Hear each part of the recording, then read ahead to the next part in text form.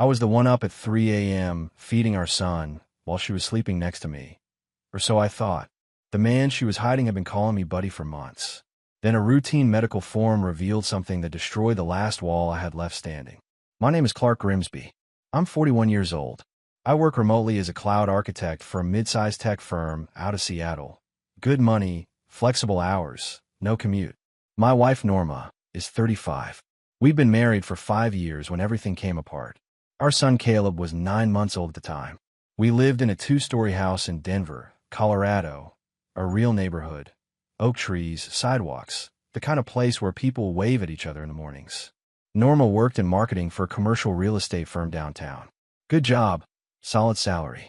She left by 8, came home whenever she felt like it. Some nights I was 6:30. Other nights, 9:15. I stopped asking after a while because the answers were always the same. Late meeting, client dinner, traffic on I-25. Meanwhile, I was the one at home. I want to be clear about something because I already know how it sounds. I wasn't just sitting around while my wife paid the bills. I was pulling in over $220,000 a year from my laptop. I managed cloud infrastructure for enterprise clients across 3 time zones. I took calls at 6 in the morning and sometimes again at 10 at night. And in between all of that, I was the one feeding Caleb his cereal, reading him the same 4 board books until I had them memorized, loading him into the car for every single pediatric appointment. I was running on 3, maybe 4 hours of sleep most nights, and I did it without complaint because that was the deal we made, and I believe in keeping my word. What I didn't know was that Norma had quietly stopped believing in the same thing. That Tuesday in October, I remember it clearly. Caleb had finally gone down around 10:15 after 45 minutes of fussing. I was still at my desk, finishing a system migration report when I heard the front door. Norma came in, dropped her bag by the stairs, and headed straight for the shower. She always showered before bed. Nothing unusual there. But when she slid under the covers 20 minutes later, something felt different. The air in the room felt different. I closed the laptop and lay down beside her. She was on her side, facing away. I reached over and put my hand on her shoulder. Just a simple, quiet gesture, the kind married people make without thinking. She flinched. Not a big movement. Just a quick, involuntary pull away from my hand, like she'd been startled out of something. She covered it fast, shifting and murmuring that she was tired. But I'd felt it. That half second of recoil lodged itself in my chest like a splinter. I lay there in the dark, staring at the ceiling, and I thought about all the times over the past few months she'd been just slightly out of reach. The dinners where she was on her phone more than she was in the room. The weekends where she seemed restless, like our house was a place she was only visiting. The way she laughed differently when she talked about certain people from work. One name had come up more than the others lately. Julian Steele. I knew Julian. I'd recommended him for a contract position at my firm 8 months ago. He'd reached out through LinkedIn, said he was looking for a foot in the door, and I'd put in a good word because that's what decent people do. He'd gotten a role. Ever since then, he was on the same internal Slack channels as Norma's contacts, attending some of the same vendor events, moving in the same professional orbit. He called me buddy on video calls. Every single time. Hey Clark, how's it going, buddy? I stared at the ceiling and felt something cold move through me. Not rage. Not yet. Just a quiet, terrible clarity, the kind that settles in when your body understands something your mind is still refusing to accept. I didn't sleep that night. I didn't confront Norma that night. I've thought about that decision 100 times since, and I still think it was the right call. Walking into a confrontation without anything solid in your hands is just noise. You give the other person room to maneuver, room to deny, room to flip it around and make you the problem. I wasn't going to hand her that. So I waited.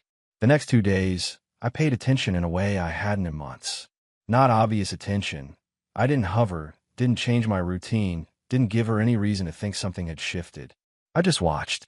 And once you start watching with clear eyes, you start seeing things you somehow missed before. She took her phone into the bathroom every single time. She angled the screen away when she typed. She laughed at something on it Wednesday afternoon while Caleb was napping. A short, bright laugh, the kind she used to aim at me. When I walked into the kitchen, the laugh stopped, and the phone went face down on the counter in one smooth motion. Thursday night, I got my answer. Caleb had woken up at 2:40 with a wet diaper and work himself into a full cry before I could get to him. I handled it, changed him, warmed a bottle, got him settled back down by 3:20. When I came back to bed, Norma hadn't moved. Dead asleep, or pretending. Her phone was on the nightstand, screen facing up. A notification banner lit up as I sat down on the edge of the mattress. I didn't reach for it immediately. I sat there for a moment, heart going at a steady, deliberate pace, the way it does when part of you already knows what's coming. Then I picked it up. The banner was from a contact saved as JS. Still thinking about tonight. You should have stayed longer. I read it twice. Then I opened the messages. She hadn't deleted them. That was the thing that got me. She hadn't even bothered. Maybe she thought I'd never look. Maybe she'd gotten sloppy. Either way, it was all there. Weeks of it. The kind of back and forth that doesn't leave much room for interpretation. Specific places, specific times, specific details that told me exactly what had been happening while I was at my desk running infrastructure deployments and getting up at 3 in the morning to feed our son. J.S. Julian Steele. The man I had recommended. The man I had vouched for. The man who had called me buddy on every team call for 8 months like we were old friends. Like he hadn't spent half that time building something with my wife behind my back. I set the phone down on a nightstand exactly where I'd found it. I didn't throw it. Didn't wake Norma up. I stood there in the dark bedroom, looked at my wife's sleeping face, and felt something inside me go very, very quiet. Not numb. I want to be precise about that. It wasn't numbness. It was the opposite. It was absolute, bone-deep clarity. I went back to my desk, opened a new document, and started writing down dates, times, and anything in those messages that could matter later. I wasn't thinking about what I felt. I was thinking about what I needed. By 5:30 in the morning, I had two things. A clear picture of how long this had been going on. At least 4 months based on the earliest messages I could find, and the name and number of family law attorney that Travis had mentioned offhand about a year ago. Travis Hale, my closest friend since college, had gone through a divorce of his own 3 years back. He'd told me his attorney was the kind of guy you wanted in your corner when things got ugly. I had a feeling things were going to get ugly. At 7, I texted Travis. Need to talk. Not a small thing. He called me back in 4 minutes. I gave him the short version, enough for him to understand the shape of it. He was quiet for a moment after I finished. Then he said, low and steady, "Don't say a word to her yet. Not one word. Call Harding first." Harding. That was the attorney. Fletcher Harding. Family law, 15 years in Denver. I had an appointment scheduled by 9:15. When Norma came downstairs at 8 with wet hair and her work bag over her shoulder, I was at the kitchen table feeding Caleb his morning cereal. She poured herself a coffee, kissed the top of Caleb's head, gave me a quick, distracted smile, and said she'd probably be late again. "Okay," I said. She hesitated for just a second. Maybe she was looking for something in my expression, some sign that I'd found the message, some reaction she could manage. She didn't find anything. I kept my face neutral and gave Caleb another spoonful. She left at 8:12. I watched the door close behind her and then looked down at my son. He had cereal on his chin and was grabbing at the spoon with both hands, completely unbothered by the world. "It's going to be okay," I told him quietly. I wasn't sure yet if that was true, but I intended to make it true. Fletcher Harding's office was on the 14th floor of a building off 17th Street, downtown Denver. Clean waiting room, quiet receptionist, the kind of place that felt like it had seen every variety of human wreckage and still managed to stay composed about it. I liked that. Harding himself was in his early 50s, compact and direct, with the unhurried manner of a man who'd heard every story and couldn't be rattled by any of them. He didn't offer sympathy. He offered strategy. That was exactly what I needed. I laid it out for him in about 20 minutes. The messages, the timeline, Julian Steele, the fact that I've been functioning as the primary caregiver for Caleb since the day we brought him home from the hospital. Harding listened without interrupting, made notes on a yellow legal pad, and asked 3 questions when I was done. Was the house in both names? Was there any property held solely in my name? And had I documented my caregiving role anywhere verifiable? The house was joint. The rental property in Portugal, a 2-bedroom apartment in Porto that I'd inherited from my uncle 4 years before Norma and I even met, was in my name alone, held in trust. And as for documentation, I told him about the pediatric records. He set his pen down and looked at me. "How many of Dr. Brewster's appointments have you attended?" "All of them," I said. 14 visits. Norma came to one, the 2-month checkup. Harding wrote something down and underlined it twice. "Give me a copy of every record," he said. "Every single one." I left his office with a clear list of next steps, and something I hadn't walked in with a plan. Travis met me downstairs at a coffee shop on the corner. He was already at a table when I got there, 2 cups waiting. He looked at my face and nodded slowly. "How'd it go?" "Good," I said, sitting down. "It went good. You tell him everything worth telling." Travis wrapped both hands around his cup. He'd been through his own divorce 3 years back, a brutal one involving a wife who'd burned through their joint savings before he'd known what was happening. He knew this terrain. "What about Julian?" he asked quietly. That was the part that still sat wrong in my chest. Not the betrayal itself. I was past the initial shock of that, but the specific shape of it. Julian Steele had reached out to me on a Thursday afternoon 14 months ago with a polite, well-written LinkedIn message. Explained he was transitioning out of a contract role and looking for a foothold in cloud infrastructure consulting. Said he'd heard good things about my work through a mutual connection. I had spent 40 minutes on the phone with him that same week. I'd talk him up to our vendor liaison. I'd written a recommendation that helped get him a contract with a firm in our partner network. I'd done all of that because it costs nothing to help someone who's trying to build something. He had used that access to spend the better part of 4 months in a hotel room with my wife. I took a slow sip of coffee. "I'm not doing anything to Julian yet," I told Travis. "But I know he's married. His wife's name is Cassandra. I looked him up last night." Travis went still. "Are you thinking about telling her?" "I'm thinking about a lot of things," I said. "In the right order." The right order mattered. Harding had been clear about that. Don't move until you have everything documented. Because once Norma knew I knew, the dynamic would change, and not in my favor. So I spent the next 5 days doing what I did best, working the system methodically, without emotion. I requested a full copy of Caleb's pediatric records from Dr. Brewster's office. No explanation needed. Parents are entitled to their child's records. I pulled 3 months of credit card statements and found exactly what I'd half expected: charges that didn't belong. Spa appointments, a boutique hotel bar downtown, a clothing purchase at a store Norma had told me was too expensive, a medical aesthetics clinic that she'd billed as a work event, small amounts individually, staggering in their accumulation. I built a folder, printed everything, organized it by date and category, and put in a lockbox in my car. Then I kept showing up every morning, making Caleb's breakfast, handling his naps, sitting at my desk until midnight when the workload demanded it.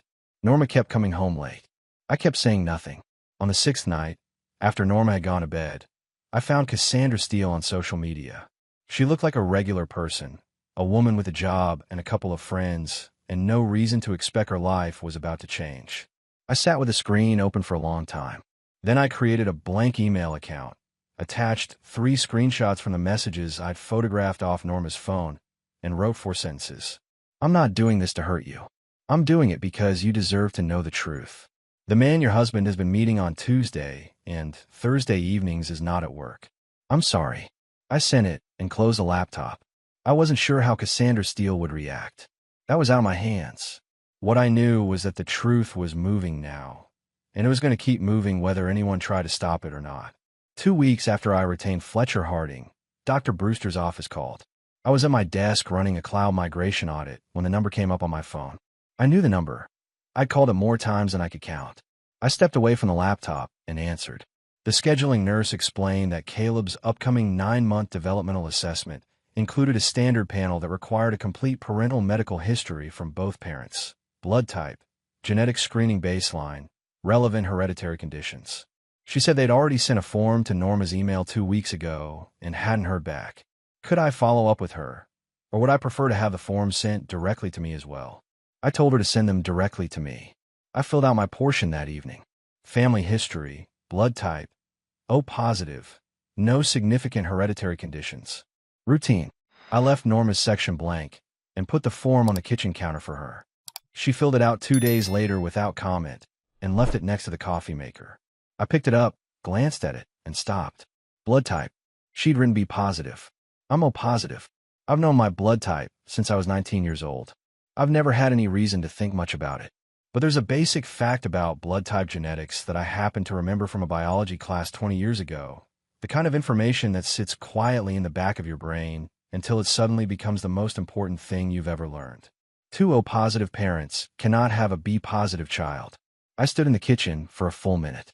Just stood there, form in hand, the refrigerator humming, Caleb asleep upstairs. Then I set the form down carefully, walked to my desk, and opened my laptop. I spent an hour reading medical sites, genetics references, ABO blood type inheritance tables. Every source said the same thing. I read until I couldn't misinterpret it anymore. Then I ordered a home DNA paternity test through a medical laboratory service. Next day, shipping. I used my work credit card, the one Norma had no visibility into, and had it delivered to Travis's address. Travis dropped it off on his lunch break the next day. He didn't ask questions. He set the package on my kitchen counter, squeezed my shoulder once, and left. That was Travis. He knew when words were useless. The collection process was straightforward. A cheek swab from me, a gentle swab inside Caleb's mouth while he was distracted with a teething ring, both samples sealed and sent back the same afternoon. The results window was 5 to 7 business days. I went back to work. I fed Caleb dinner. I gave him his bath, read him 2 books, got him down by 8:40. I did every single thing I would have done on any other evening. But something had shifted in the architecture of how I was holding myself together. I'd spent weeks operating on suspicion and evidence of betrayal. Now I was waiting on something different. Something that had nothing to do with Norma's choices and everything to do with whether the 9-month-old boy I had been getting up for every single night of his life was mine. The envelope arrived on a Thursday.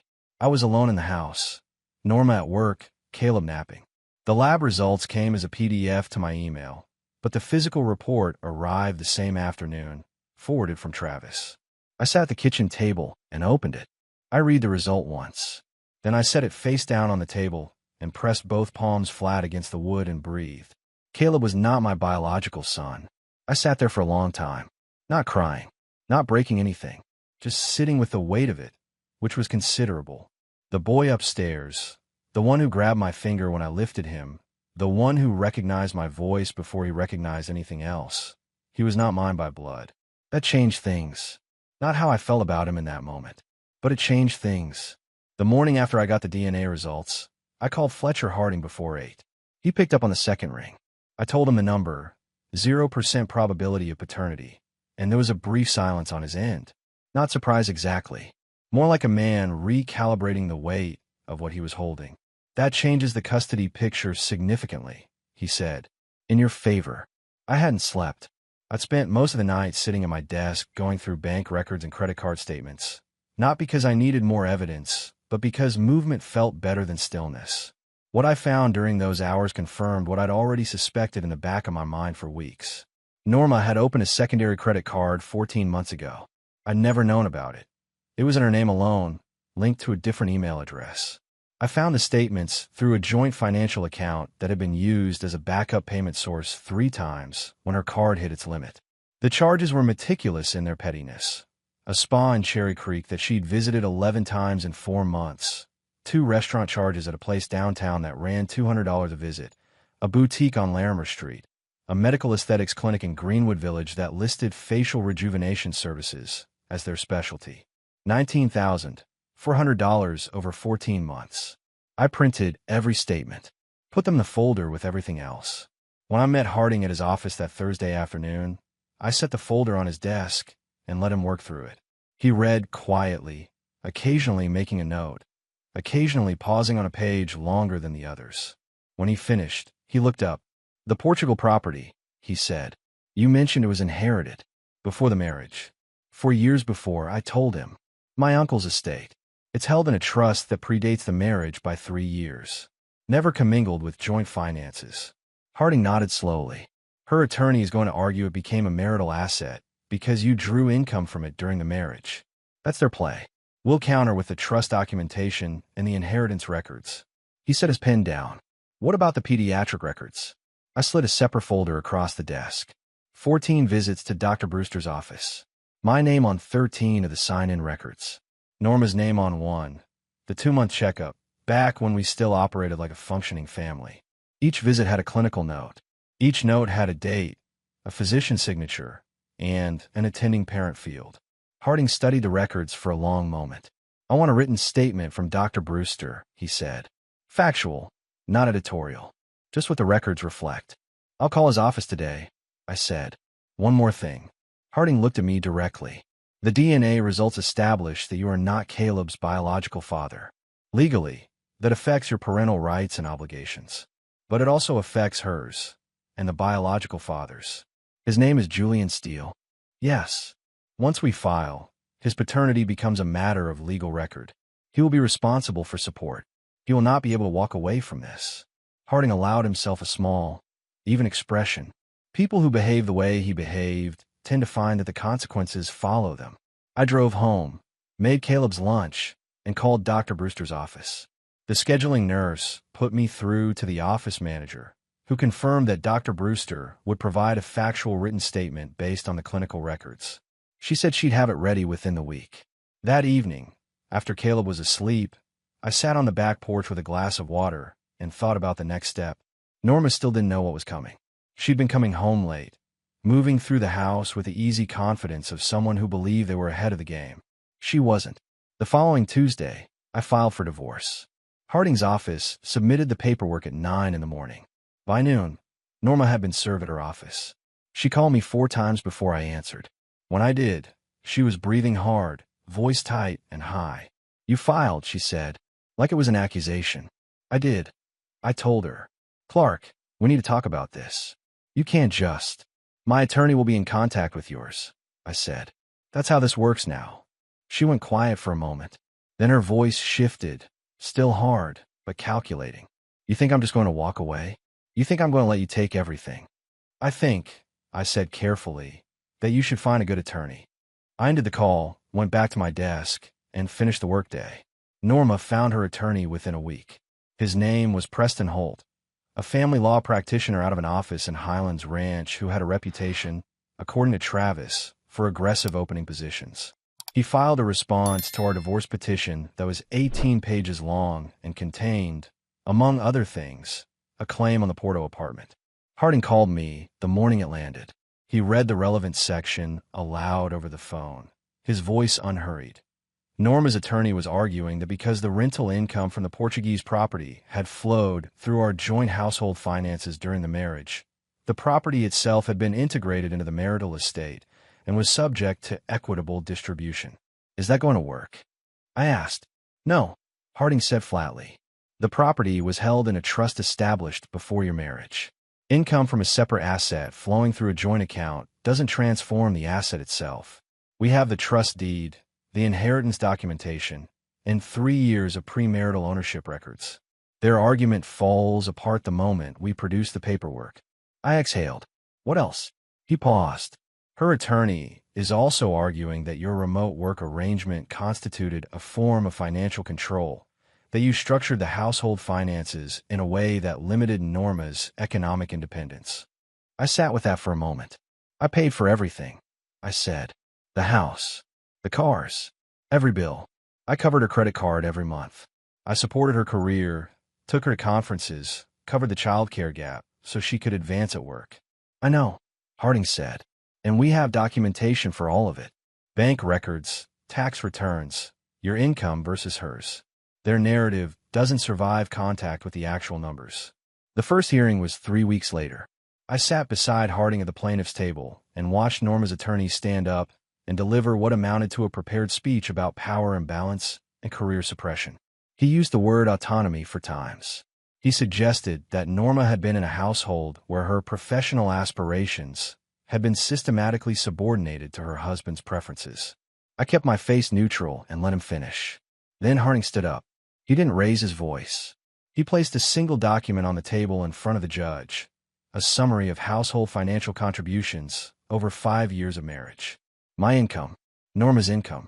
Who paid what? Mr. Grimsby contributed 83% of total household income over the course of this marriage, Harding said.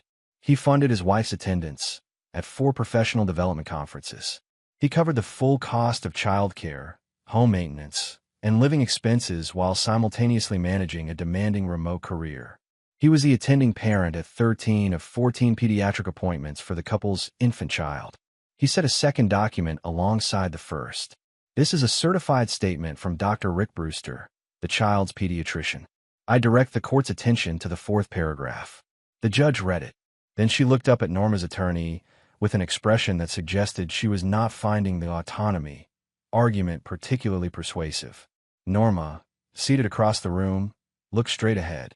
Her jaw was set, but I watched her hands folded on the table in front of her, and I could see the tension in them, the knuckles slightly white, the fingers pressing together just a little too hard. She'd walked into this courtroom expecting to win on narrative. What she found instead was documentation. After the hearing, in the corridor outside, Norma caught up with me before I reached the elevator. Harding stepped slightly to the side, close enough to hear, but giving us a foot of space. She kept her voice low. You think this is over? I think it's going the way it's going, I said. I deserve half of everything we built together, Clark. I looked at her steadily. You deserve exactly what the records show you contributed, I said, which your attorney now knows. She pressed her lips together. For a moment something moved across her face. Not remorse, not guilt, but the particular frustration of someone who has just realized their strategy isn't working. Then she turned and walked away down the corridor, heels sharp against the tile. Harding appeared at my shoulder. That went well, he said quietly. I watched her go. Yeah, I said. It did. I've been staying at Travis's place for 3 weeks when Norma's carefully constructed life began to fall apart on its own. The first sign was Julian. Cassandra Steele had received my anonymous email on a Wednesday evening. By Friday, according to Travis, who had a mutual contact at a firm Julian contracted through, Cassandra had confronted her husband, moved out of their house in Aurora, and retained an attorney. Julian's consulting contract was quietly terminated the following week after the circumstances of how he'd obtained his references came to light through the internal review his firm ran when Cassandra's attorney started asking questions. The man I'd recommended. The man I vouched for. Gone from the professional network I'd helped him enter, marriage in pieces, reputation in the industry already cooling. I felt nothing about that. The machine I'd set in motion was running exactly as designed. What I hadn't anticipated was how quickly Norma would realize she was alone.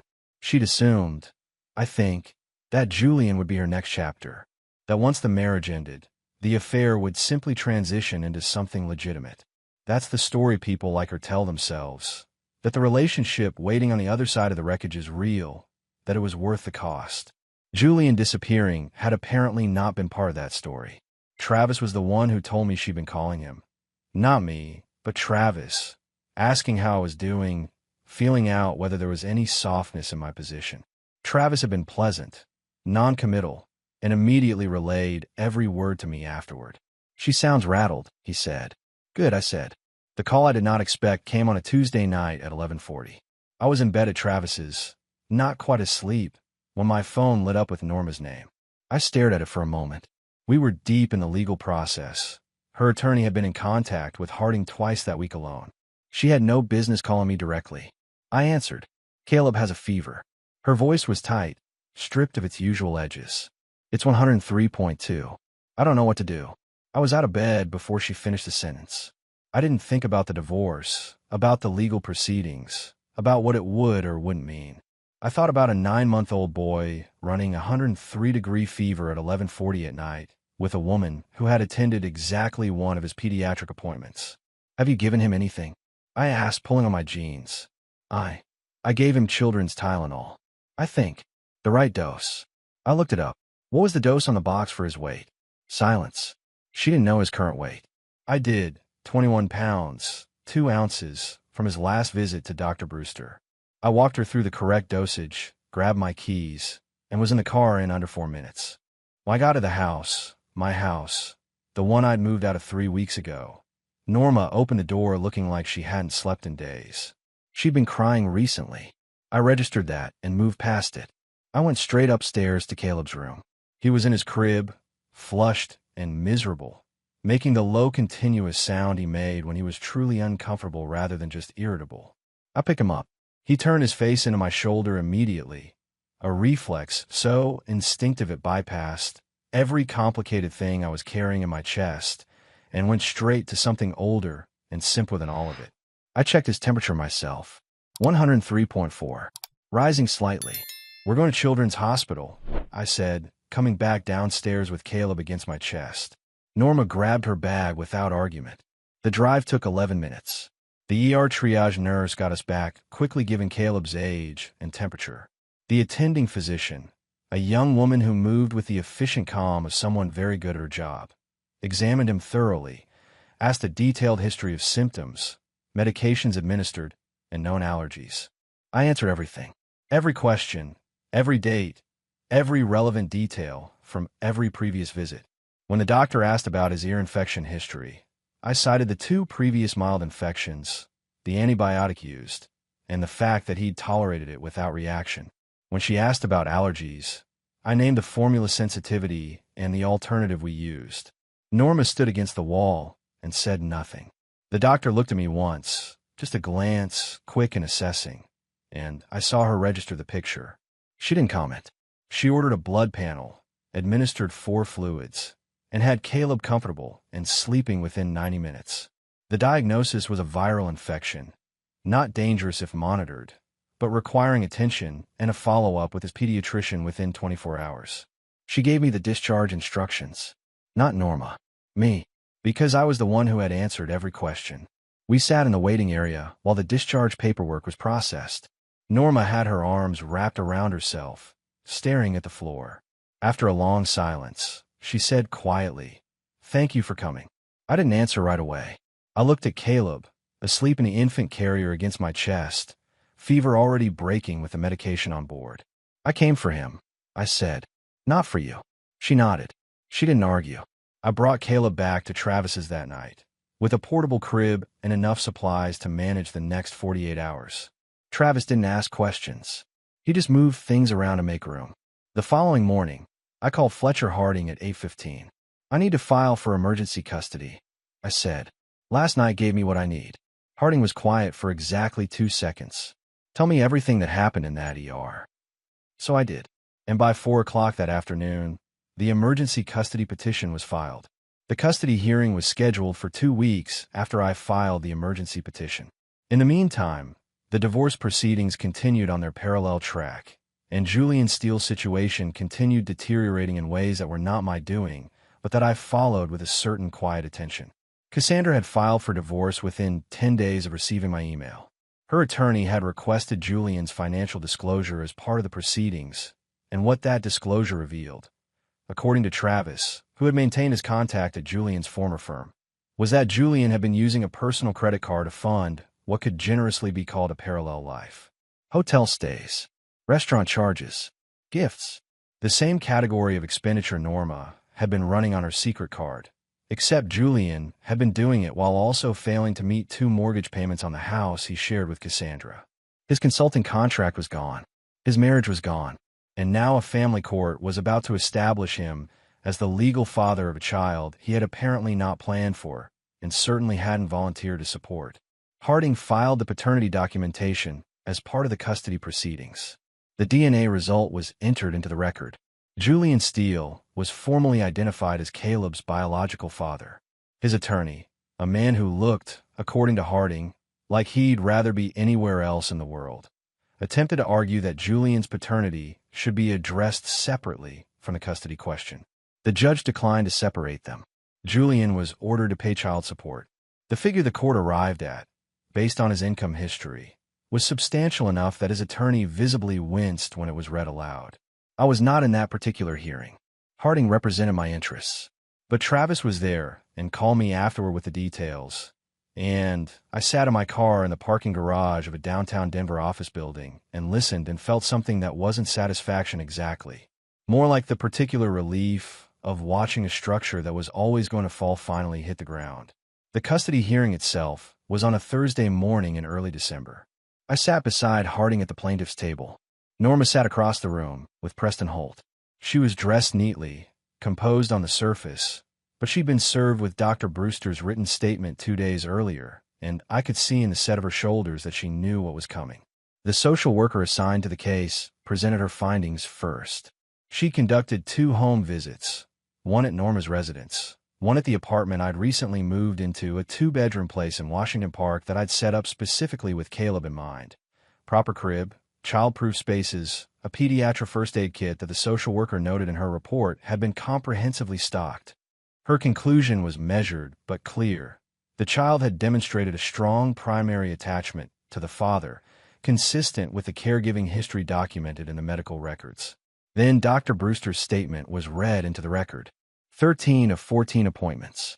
Primary medical contact. The attending parent at every sick visit, every immunization, every developmental check. Preston Holt made his argument that Norma was the mother, that she had a right to primary custody, that her work schedule had necessitated the current arrangement, but did not reflect her capacity or her commitment. He used the word bond for times and cited no documentation. Harding's response was 3 minutes long and consisted almost entirely of reading numbers from the record. Then they brought Caleb in. A court-appointed child welfare coordinator carried him in. He'd been with a supervised caregiver in an adjacent room during the hearing.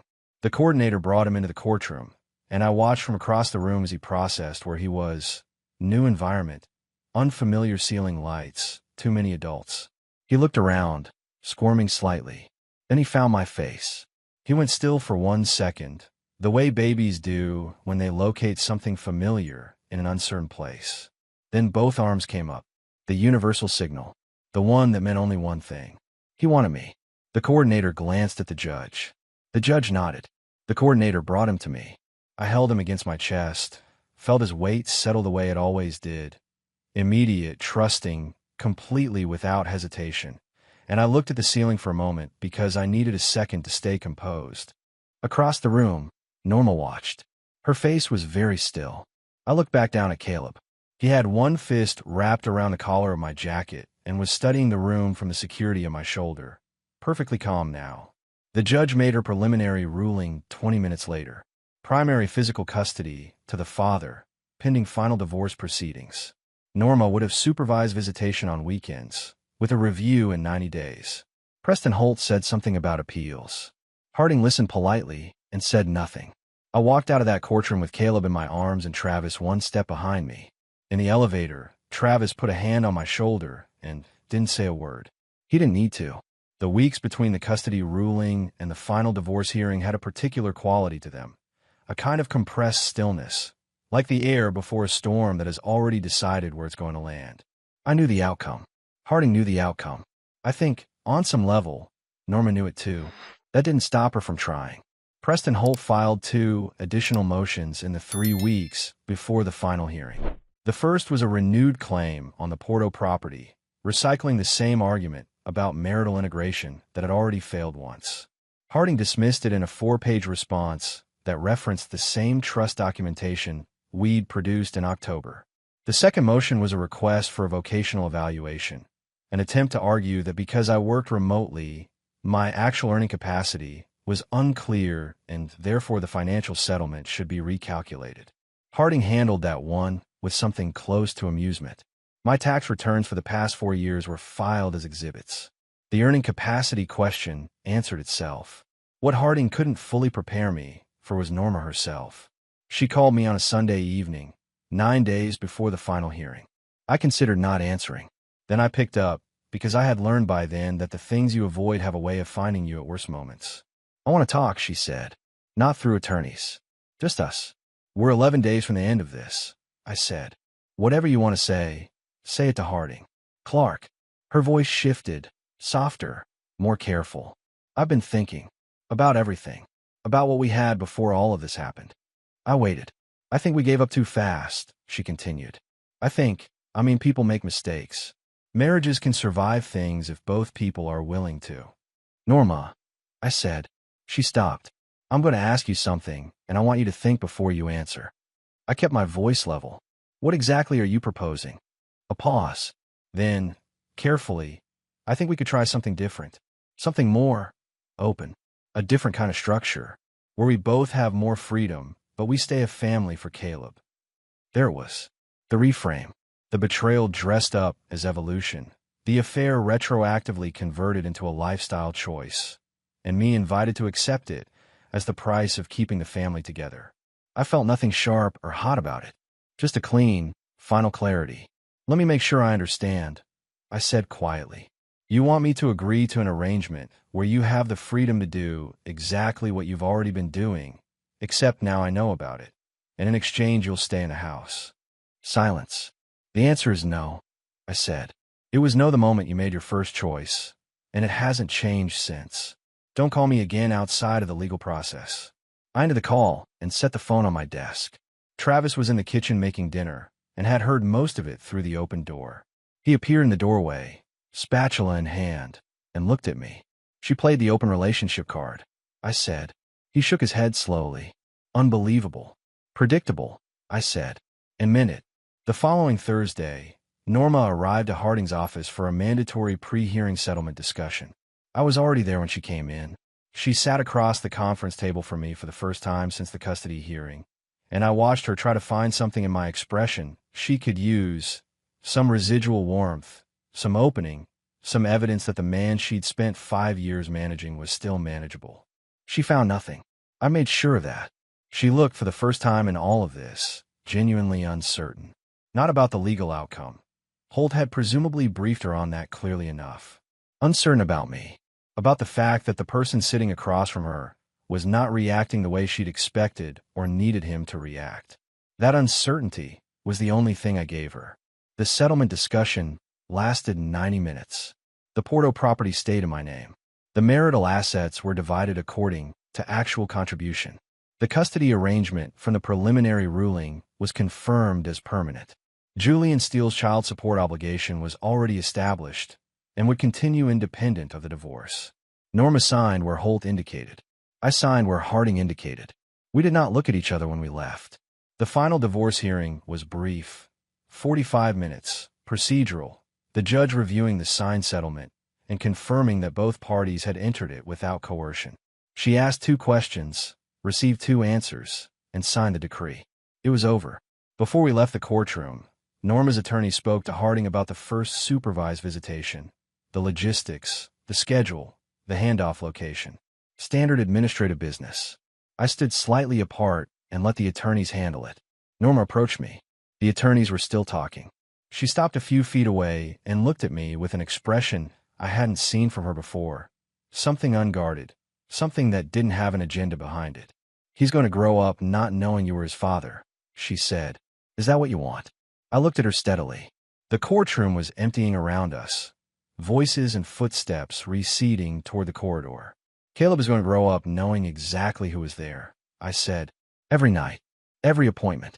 Every time he needed someone at 3 in the morning. He's going to know that because I'm going to be there for every single one of those moments going forward, same as I always was. I held her gaze. What he knows about you is going to depend entirely on what you choose to do from here. She swallowed. Her jaw tightened. But she didn't have an answer. Not a real one. And after a moment she looked away. I picked up my jacket from the chair and walked out. Travis was waiting in the corridor. He fell in a step beside me, without a word, as we headed for the elevator. 4 months later, I was sitting at my desk on a Tuesday morning in April, Denver skyline visible through the window, coffee going cold beside the keyboard. Caleb was in his bouncer 3 feet away, working very seriously on destroying a soft toy that had already lost one ear to his determination. He'd started pulling himself upright on furniture and had opinions, strong ones, about which foods were acceptable and which were not. The Porto apartment had just renewed its tenant lease for another year. My income was solid. My head was clear in a way it hadn't been in longer than I could accurately measure. Caleb looked up from the toy, found my face, and broke into the grin he'd recently discovered. Wide, toothless, completely unself-conscious, aimed at me like I was the best thing he'd seen all morning. I pushed the laptop aside and picked him up. Whatever came next, I'd figure it out. I always had.